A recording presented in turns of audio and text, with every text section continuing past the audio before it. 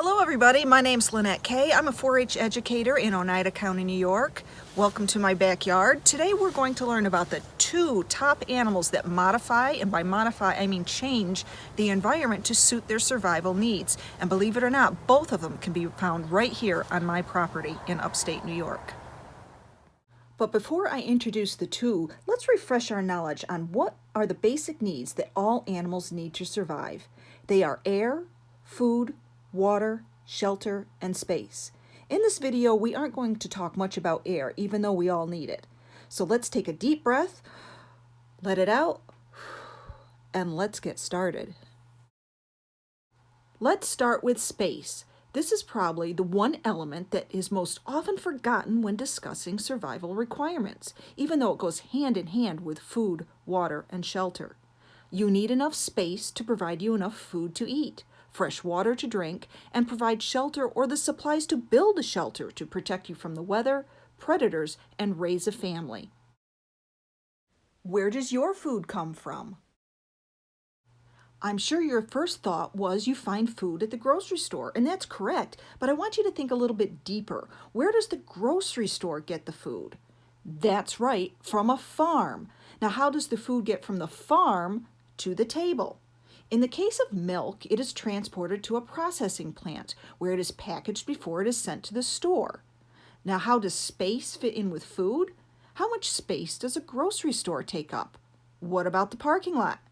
How big is a farm? They need lots of land to grow the food we eat, as well as the food for the animals being raised there.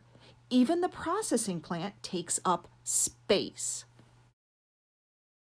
Where does your water come from?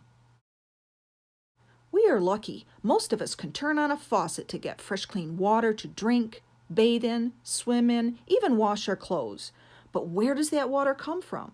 Some of us have wells. A pipe is set deep into the ground to locate water. Some of us rely on city water. This water usually comes from a reservoir. That's created by a dam. The water is then sent to homes through a series of underground pipes. Does water take up space? It sure does. In fact, if any of you have ever been to Delta Lake, that's a man-made created lake. They dammed up the water and actually flooded some houses and roads underneath to create that reservoir so we would all have water. That took up an awful lot of space. Where does your shelter come from? Where do you live? What is your house made of? Most of our homes are built from lumber. Just like our food, there are many steps to get lumber from the forest where it is harvested to the shelves of a store and then finally onto the land where you build your home. Our homes take up a lot of space. A forest takes up hundreds and hundreds of acres of space. Trees need lots of space so their branches can reach out to gather the sunlight. When the trees are harvested and stacked up, they take up lots of space. The lumber store takes up lots of space. Even the roads we use to get from one space to another take up lots of space. Family. No species can survive unless they can successfully reproduce and raise a family. If no offspring survive, that species will eventually go extinct. And no animals can survive if they don't have enough air, food, water, shelter, and space. Now that we have refreshed ourselves on the basic requirements that animals need to survive, air, food, water, shelter, and space, can you think of a wild animal that lives here in upstate New York that drastically modifies its environment? Nope, it's not a hippopotamus, but they do modify the landscape in Africa. First, let me give you a few hints. Number 1, it was nearly hunted to extinction. Its waterproof fur was used for coats and to make felted hats. Number 2, it is the largest rodent in North America. In fact, the New York State record is 70 pounds, set in 2011. Number 3, it is the official mammal of New York State. Stumped? Still don't get it? It's the beaver. Yup, that's right. Next to us, the beaver is the animal that changes or modifies its environment the most to suit its needs. How do beaver modify the environment? Food. Beaver are aquatic animals, which means they spend a lot of time in the water. In the summer, they will feed on the green plants that grow along the edge of the water. In the winter, they will feed on food, tender wood, that they have stored under the water. They need a large area to forage for the food they need to eat. They need lots of space. Shelter. A beaver lives in a lodge and it builds a dam, both of which are made from sticks, mud, and rocks. The beaver's constantly growing teeth are very sharp, so sharp that they are able to chip away at the trees until all that is left are sharply pointed trunks, like this one in my backyard. Happy New Year, everybody! I thought I would share with you what's been happening in the beaver pond. About a month ago, they took down a great big poplar tree. It had to be about 40 or 50 feet tall, and I thought I'd share what they've been working on. So here you can see the stump. I'm going to put my tape measure in there, and it's about 24 inches across. So I challenge you to go out in your yard and see if you can find a tree that's about 24 inches across so you get an idea of just how big this tree was. And you can see what they did is they chewed all the way around it, because that's where the living tissue is. So that's the good softwood, leaving the hardwood in the center. And this tree came down on a windy night. So it crashed. We didn't hear it, but it came down, and they have been busy working on it ever since. And you can see, I'm going to try and zoom in here, how they're chewing up all the branches. And they chew all those branches off, and then they drag them through the water. You can do this without making anybody sick. Over to their lodge. See if I can find the lodge here. There it is. You can see it's almost like a peak right in the center of the screen there. That's their lodge. So that's where they live and sleep. That's their home. But they drag all those branches over there. Let's scope out, see. They're working on some other branches here as well. These right here. Now I have no idea how that beaver got up that tall to get that branch chewed right there, because that's a good 3 feet up in the air. But I noticed something back on this tree that they took down, that there are some footprints on the top of the tree. Now I can't make out what they are because we've just had freezing. Whoops, almost fell. That would have been a fun video. Can't make out what these are because there's been rain and snow, so they're all kind of washed away. But I wonder if that's the beaver trying to get to that branch right there. But anyway, can you imagine taking all those branches off by chewing them? That's why we call them busy, busy beavers. For the beaver, water is also a form of shelter or protection. Just like a moat of water would protect a castle from an invasion, a beaver lodge is also surrounded by water, and having the entrance under the water offers further protection, but it also offers some additional challenges. While having your home surrounded by water in the summertime may offer some protection from predators, in the wintertime that's a different story, because in the winter that means ice. Beaver hate ice, and that's because ice allows predators to get right up close. These were some coyote prints that I found walking on the ice this morning. Guess where they were headed? Yep, you guessed it, the lodge. If the entrance to the lodge freezes and they can't get out, they could starve to death. If the food they have stored ends up in a frozen block of ice, they will be forced to travel on land to find food, and that is when a coyote could attack them. A frozen beaver pond is a dangerous place for a beaver. That's why they try to build the pond so it's very deep and it can't freeze solid. The deeper the pond, the better the protection. Water. Remember, water is vital for the beaver to survive. You will never find a beaver in the desert. The beaver has evolved several unique characteristics that allows it to survive as an aquatic herbivore, which means a water-loving plant eater. First of all, let's take a look at the skull. You can see the teeth. They're ever growing. The beaver's teeth are constantly growing. They're very strong and very sharp, which allows them to chew into the wood and branches that they feed on. Their feet have also some unique characteristics. This is a casting of a beaver foot, and if you look really, really closely, you can see there's some webbing between the toes. And what I mean by that is this is a beaver's foot, like this, and in between its toes it has skin. Unlike our fingers that go down, there's actually skin webbing, so it helps them push through the water. It's almost like a paddle or flippers that a scuba diver uses. The fur on a beaver is another unique adaptation. It's soft, thick, and waterproof. That allows it to swim in the wintertime on a cold day like this. That was also why it was almost hunted to extinction. It made beautiful coats and was used to make felted hats like the hat Abe Lincoln wore. While they might not realize it, beavers use scientific methods to build their lodges and their homes. They understand that water is denser than wood, and therefore when they cut down the trees and they put them in the water, the wood floats and it makes it easier for them to get the branches where they want them to be.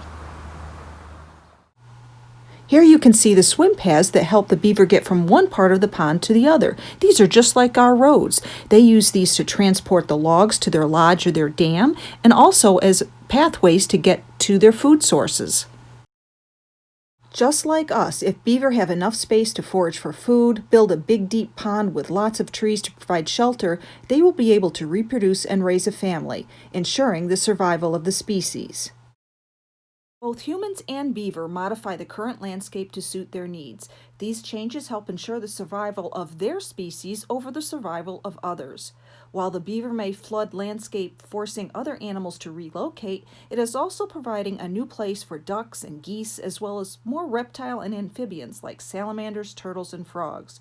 Humans, on the other hand, modify a landscape that mostly only supports other humans, their activities, and needs. Very few other creatures are able to find the food, water, shelter, and space they require to thrive once humans have started building for themselves. I hope you enjoyed today's video where we learned how much we are like beavers or are beavers like us. Either way, remember that all animals need certain things to survive. They are air, food, water, shelter, and space. If you'd like to learn more about beavers, I suggest you watch the PBS nature video called Leave It to Beavers, and stay tuned after the end of this video because there's 2 bonus videos following. I hope you enjoyed this. I'd love to hear your comments or suggestions, and I'd love to get pictures or letters from you. You can reach me at the contact information on the following slide.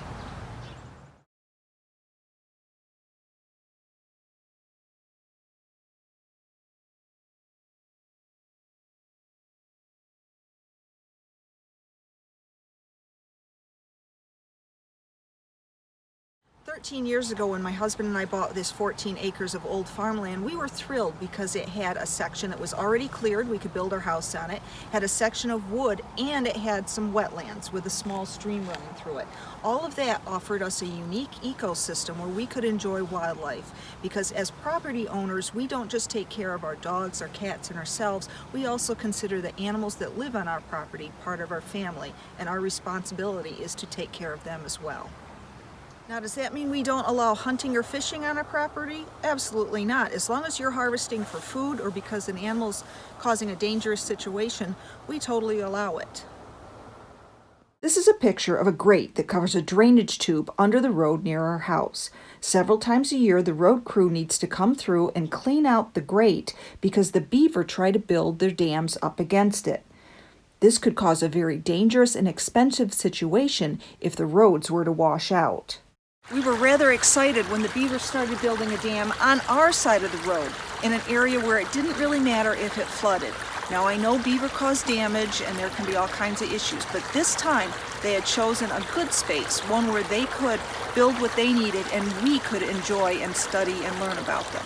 To help us control the water and the flooding that's taking place and to prevent it from getting onto the parts of our property where we didn't want it, we watched a video on something called a Beaver Baffle, and we decided to try that on our property. The Beaver Baffle offers an alternative to blowing up a dam or having traps sent to kill the beaver. So in the next section, I'm going to show you how we built our experimental Beaver Baffle.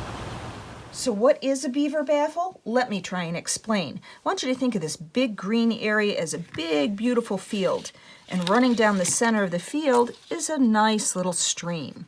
The beaver think that this is going to be a great place to live, so they decided to build a dam. They're going to build across the stream. Now our wads of paper represent the sticks and branches and mud and rocks that they would use to build their dam. That's going to stop the water from flowing, and it's going to cause the water to back up and flood. So now we have a lot of our field flooded into a big beaver pond, and then on this side you can see the stream still exists and there's non-flooded areas. Now on our property, the pond was getting a little bit too big, so we didn't want it flooded as much. So we put in a beaver baffle, and this is how it works. The first thing you do is you go in and you open up the dam. What that causes is the water to flow through and empty out until slowly you end up with just the basic stream again. Once you have that, you're going to go in and you're going to pound some stakes deep down into the stream bed. You want them nice and sturdy and strong in there. Attached to those stakes, you're going to put some pipes in. Our straws represent the pipes. Now these pipes are about 20 feet long. They're higher at this end, lower at this end. You wire them in really, really good because you don't want them to move. You also put some netting or some fencing around the front to help any leaves from clogging them up in the fall. Once you have that done, you let the beaver take over from there. They're going to go back in and they're going to dam up the stream again. What's going to happen is as the water starts to rise on this side, it's going to hit these pipes. And these pipes are going to carry the water onto the other side. So it's not going to let the water get as high as it did before.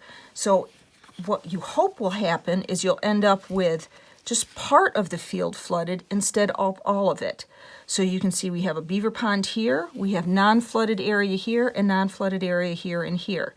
This works because these pipes are really long and the beaver aren't smart enough to realize that there's water going in this end and coming out at this end.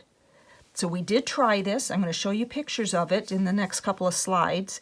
And I kind of say it worked. It didn't do quite as well as we wanted because there's a lot of math involved in this. You really need to calculate how big your pipes need to be versus how much water flows through per minute and volume and all that. We didn't do that, but it worked. The pipes are still in there. They're still draining the water. And I think what we're going to do this spring is we're going to go in, we're going to open up the dam, and we're going to put in a bigger pipe here to help carry more of the water through and preventing all of our land over here from getting flooded where we don't want it. So the beaver baffle is an alternative to blowing up the dam or trapping and killing the beaver. This is a safer way for us to maintain our beaver pond without killing them. These are the tubes we used. As I mentioned earlier, they aren't as big as we needed, but they were just laying around in the shed, so we decided to give them a try. We drilled some extra holes in to allow air to escape and the water to flow through. This is some wire fencing we had left over from another project. This is what we're going to use to place around the end of the pipe where the water enters. The wire will prevent leaves and other debris from clogging up the pipes. We opened up the dam to let the water flow so we could get into the old stream. Once the water was down low, we could pound old metal snow fence stakes into the stream bed. We wired the pipes firmly to the posts so they wouldn't wash away. We attached the wire fencing at the end to screen out the fall leaves and other debris that may clog the pipes. We made sure the pipes were set at the level we hoped to maintain the water level at. Notice in the background all the muddy areas. That was part of the land that was flooded before we opened up the dam to insert the tubes. Remember how we opened up that dam to let the water out? Here you can see the tubes going through that open part of the dam. That's going to take the water from the big beaver pond and thread it down through into the stream. As the beaver came back and repaired the dam, the water slowly started to rise. While this isn't the best picture, you can see the water is flowing through the pipes. They worked! Living with beaver can be a challenge. Flooding is just one issue. If any of you have watched my Parts of a Plant video, you may recognize my red delicious apple tree here. Well, Mr. Beaver recognized it as well, and he's been in here chewing off the branches. So in order to prevent him from doing further damage, we wrap the base of our tree in wire so that he can't get in there to get to them. It's not always possible to live alongside beaver. I encourage you to enjoy the creatures that live in your backyard.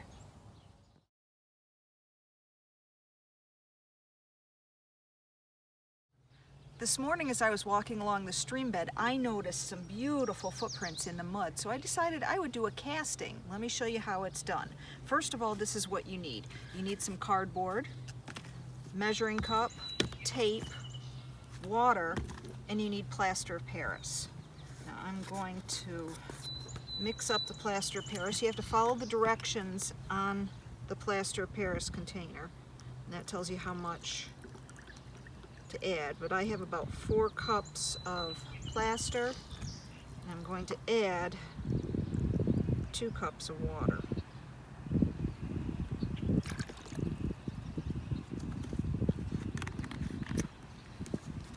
Stir this up.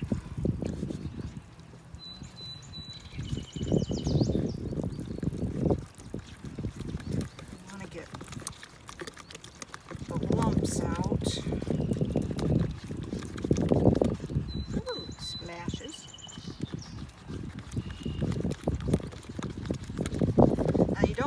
Mixing time when it comes to mixing up plaster of Paris. It's going to start to set up hard in about 5 minutes or so. You can see that's a little bit thinner than icing. All right, next thing I want to do is really quickly, we're going to, some tape here, we're going to make a frame around the footprint.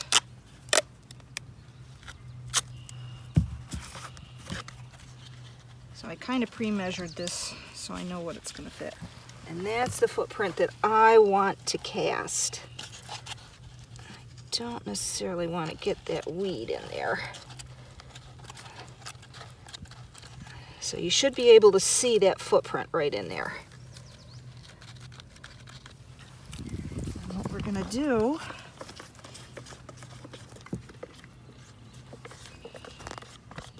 is pour our plaster of Paris right in there.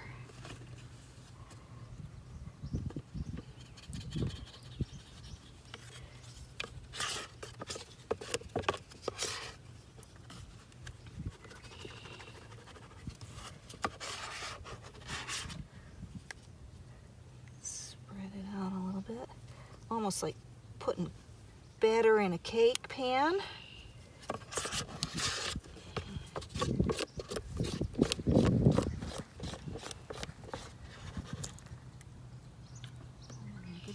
Of that in here as we can, and then we're going to come back in a couple hours and see what we've got.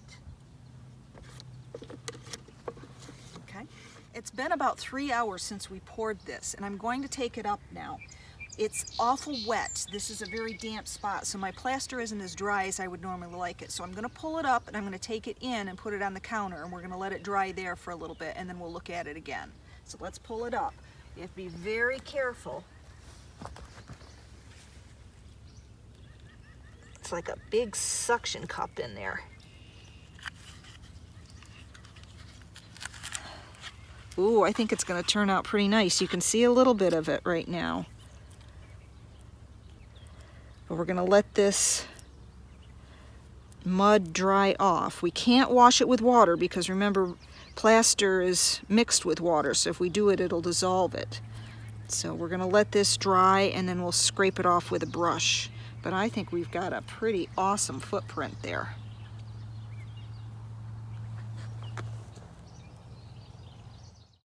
I let the casting sit undisturbed for a couple of days to make sure it was really dry. I want the plaster to be hard and dry. I also want the mud on the outside to be really dry. I then took an old toothbrush. Don't use a good one. Don't use the one you use every day. Use an old one.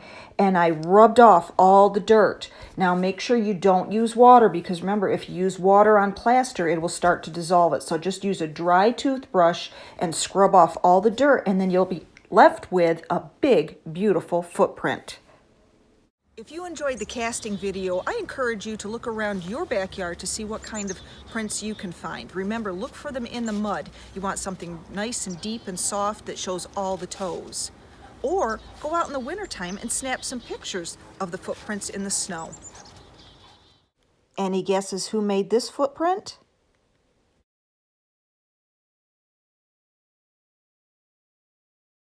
What about this one?